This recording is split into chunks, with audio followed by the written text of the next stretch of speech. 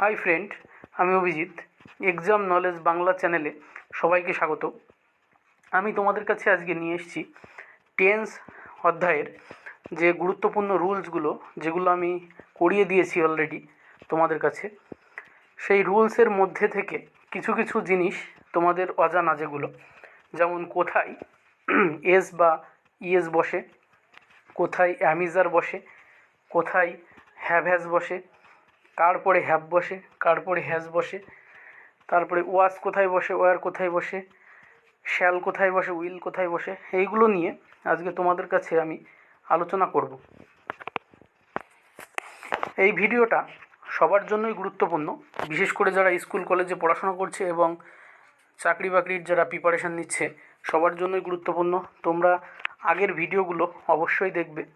Part 1, 2, 3, আমি যে 3টে পার্টে তোমাদের টেন্সের রুলগুলো করিয়ে দিয়েছি, সেগুলোকে অবশ্যই দেখবে।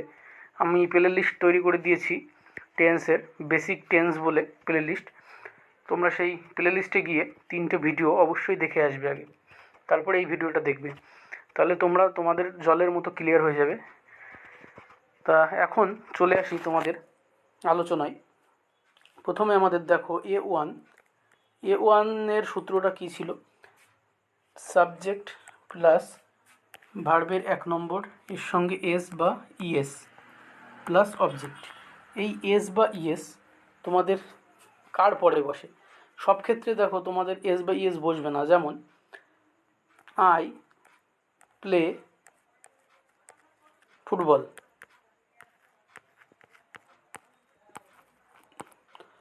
I play football.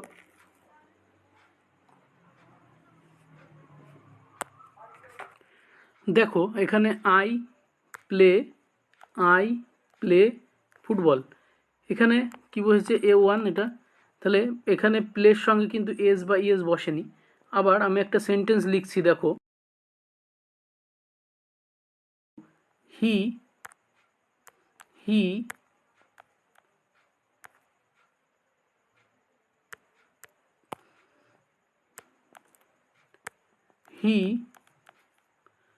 তোমার প্লেজ ফুটবল। দেখো এটাও A1-এর সূত্র, কিন্তু এখানে দেখো প্লেজের সঙ্গে এস বসেছে। কেন এস বসলো এখানে?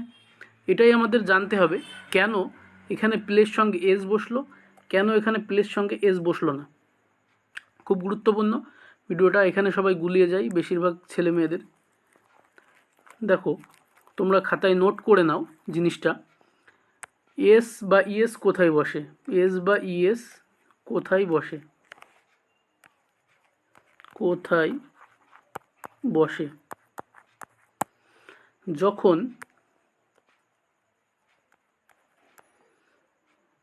নাউন বা সাবজেক্ট যাই বলো, third person singular number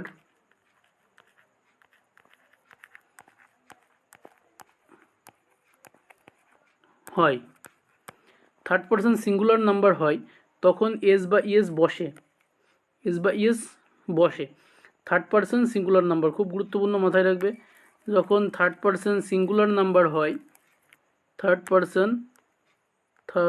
person singular number.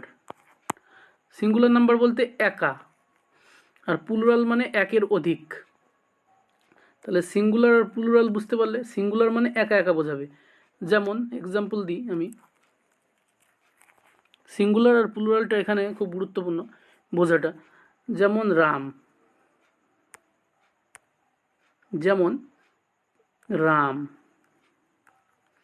Ram কি একজন ব্যক্তি, তাহলে এটা কি সিঙ্গুলার। যদি বলে বয়টা কি সিঙ্গুলার, আর এর সঙ্গে যখন এস যুক্ত হয় তখন কি বয়েজ, মানে অনেকগুলো বালক। তাহলে যখন দেখবে নাউনের সঙ্গে বা সাবজেক্টের সঙ্গে এস বা ইএস যুক্ত আছে, তখন সেটা প্লুরাল হয়ে যাবে তোমাদের। তাহলে রাম এখানে সিঙ্গুলার, এখানে বয়ও সিঙ্গুলার, এবং বয়ের সঙ্গে এস যুক্ত হলে বয়েজ হয়ে গেলে তখন তোমাদের সেটা প্লুরাল হয়ে যাচ্ছে।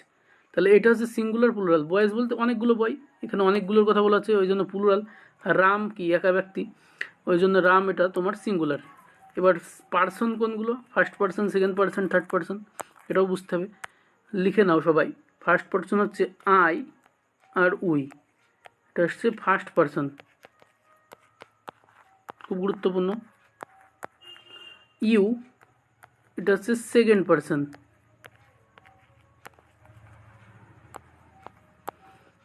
আর বাদ বাকি যা কিছু আছে বাকি সব থার্ড পার্সন। মানে এই তিনটে জিনিস বাদ দিয়ে বাকি সব থার্ড পার্সনের আওতায় পড়ে। সব বলতে কোনগুলো, সব বলতে এই তিনটে ওয়ার্ড বাদ দিয়ে সব, যেমন হি, শি, বয়, কাউ, এই সমস্ত, বয়েজ, এই সমস্ত বাকি যত ওয়ার্ড আছে সব তোমাদের থার্ড পার্সনের মধ্যে। তাহলে তোমাদের এস বাই এস কোথায় যুক্ত হবে, থার্ড পার্সন হতে হবে, থার্ড পার্সন হতে হবে, প্লাস কী হতে হবে, সিঙ্গুলার হতে হবে। এই দুটো ক্রাইটেরিয়া তোমাদের কমপ্লিট করলেই তোমাদের এস বাই এস যুক্ত হবে। এস বাই এস তোমাদের A1-এ যুক্ত হতে পারে, এটা মাথায় রাখতে হবে। এবার 2 নম্বরে আসি, A2। A2-তে কী ছিল, এম, ইজ, আর। কার পরে কোনটা কি বসে, এম কোথায় বসে, এম কোথায় বসে দেখো, এম বসে আয়ের পরে, আয়ের পরে সব ক্ষেত্রে এম বসে। আর ইউ এর পরে, ইউ এর পরে আর বসে।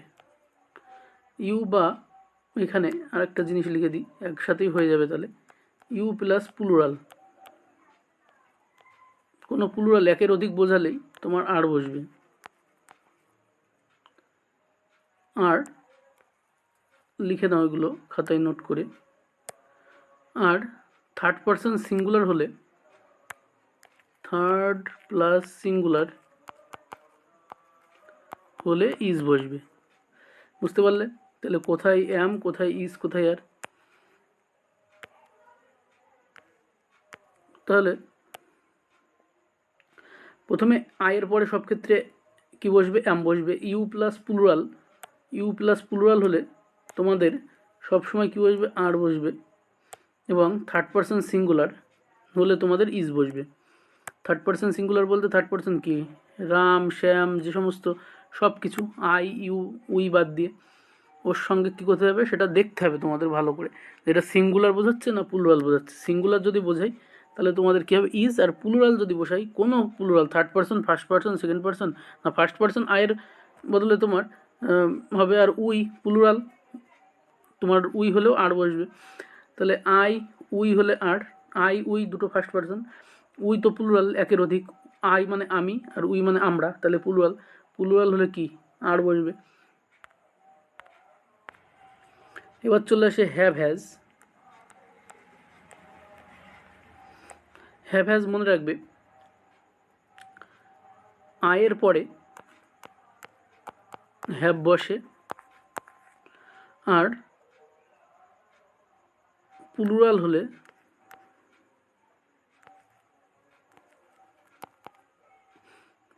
হ্যাভ বসে,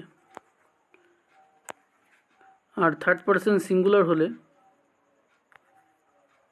প্লাস সিঙ্গুলার হলে হ্যাজ বসে। তাহলে হ্যাজ কোথায় বসে, থার্ড পার্সন সিঙ্গুলার হলে হ্যাজ, আর বাকি ক্ষেত্রে সব ক্ষেত্রে হ্যাভ, এটা মাথায় রাখতে হবে। থার্ড পার্সন সিঙ্গুলার হলে হ্যাজ, আর বাকি সব ক্ষেত্রে হ্যাভ বসে। এবার চলে আসি, have been, has been same হ্যাভের মতোই, হ্যাভ হ্যাজের মতোই, তাহলে বিনটা যুক্ত হবে, এখানে নতুনত্ব কিছু নেই। এবার ওয়াজ ওয়ার। এবার তোমাদের আসি B2-তে যে ওয়াজ ওয়্যার রয়েছে, ওয়াজ আর ওয়্যার মাথায় রাখবে, same to same third person singular হলে থার্ড প্লাস সিঙ্গুলার ওয়াজ বসবে, আর আয়ের পরে ওয়াজ বসবে, আয়ের পরে ওয়াজ বসবে, আয়ের পরে ওয়াজ বসবে। বাকি সমস্ত ক্ষেত্রে ওয়ার বসবে, বাকি সমস্ত ক্ষেত্রে ওয়ার বসবে। আয়ের পরে ওয়াজ আর থার্ড পারসন সিঙ্গুলার ক্ষেত্রে ওয়াজ, বাকি সব ক্ষেত্রে ওয়ার বসবে, মাথায় রাখবে। তারপরে চলে আসি আমাদের হ্যাড। হ্যাড তো এর B3-তে হ্যাড আছে, হ্যাড সব ক্ষেত্রে হ্যাড বসবে। তারপরে চলে আসি তোমাদের শ্যাল উইল। শ্যাল উইল যেটা তোমাদের সিতে রয়েছে বা ফিউচারে, তাহলে শ্যাল কোথায় বসবে? আই আর উইয়ের পরে শ্যাল, আর বাকি সমস্ত ক্ষেত্রে উইল। তাহলে ফার্স্ট পারসন হলে শুধু শ্যাল, ফার্স্ট পারসন হলে শ্যাল, ফার্স্ট পারসন হলে শ্যাল, বাকি সমস্ত ক্ষেত্রে উইল। আশা করি এই ভিডিওর মধ্যে দিয়ে আমি তোমাদেরকে বোঝাতে পারলাম যে হেল্পিং ভার্ব যেগুলো রয়েছে, am, is, are, was, were, have, has এবং ইয়েস বা ইয়েস, শ্যাল, উইল, এগুলো কোথায় কার পরে বসে। এরপরে তোমাদের প্র্যাকটিস সেটে আমি করিয়ে দেবো, প্র্যাকটিস সেট দেবো, সেখানে তোমাদের আরও স্পষ্ট হয়ে যাবে জিনিসগুলো। এই পর্যন্তই। সবার যদি ভালো লাগে ভিডিওটা, চ্যানেলটাকে সাবস্ক্রাইব করো এবং বন্ধুদের মাঝে ভিডিওটাকে দিয়ে দিও যাতে সবাই দেখে উপকৃত হয়।